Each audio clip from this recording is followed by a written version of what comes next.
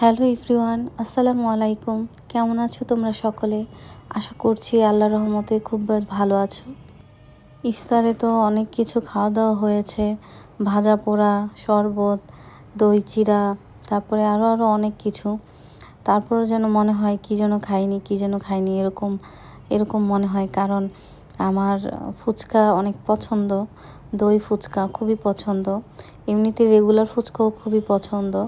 তারপরও মনে হচ্ছে যে একটু খেতে পারলে ভালো হয়। তো এরকম চিন্তা ভাবনা করেই ইফতার করার পরপরই চলে গিয়েছি ফুচকা খাওয়ার জন্য। কে কে আমার মতো তোমরা দই ফুচকা পছন্দ করো বা রেগুলার ফুচকা, যে কোনো ফুচকাই কে কে পছন্দ করো একটু কমেন্টে জানিও তো। আমার তো ফুচকা অনেক বেশি পছন্দ, তাই চলে গিয়েছি ফুচকা খাওয়ার জন্য।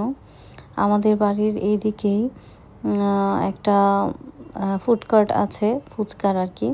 তো ওইখানে চলে গিয়েছি ফুচকা খাওয়ার জন্য। দেখতেই পাচ্ছ কি লোভনীয় দেখতে।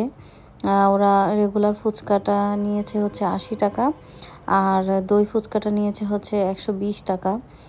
তো এখানে ওরা 6-7টার মতো ফুচকা দিয়েছে, দুইটার মধ্যেই সেম। তবে দই ফুচকাটা এত মজা হয়েছে, মানে কল্পনার বাইরে, খুবই মজা হয়েছে। আমার কাছে বেশিরভাগ দই ফুচকাটাই পছন্দ, আর এখানকার দই ফুচকাটাও আমার কাছে খুব বেশি ভাল লাগে, তাই চলে গিয়েছি খাওয়ার জন্য। ফুচকার কথা চিন্তা করলেই আসলে জিভে জল চলে আসে। ফুচকাটা এতই পছন্দ, আসলে আমার না, হয়তো বা প্রত্যেকটা মেয়েরই ফুচকা পছন্দ।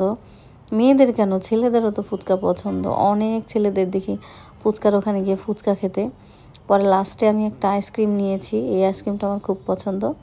পরে আমার হাজব্যান্ডকে বললাম, তো আমাকে আইসক্রিম খাওয়াও। আইসক্রিমের পরে একটা কোল্ড কফি নিয়েছি, কোল্ড কফি খেতে খেতে বাসায় চলে গিয়েছি।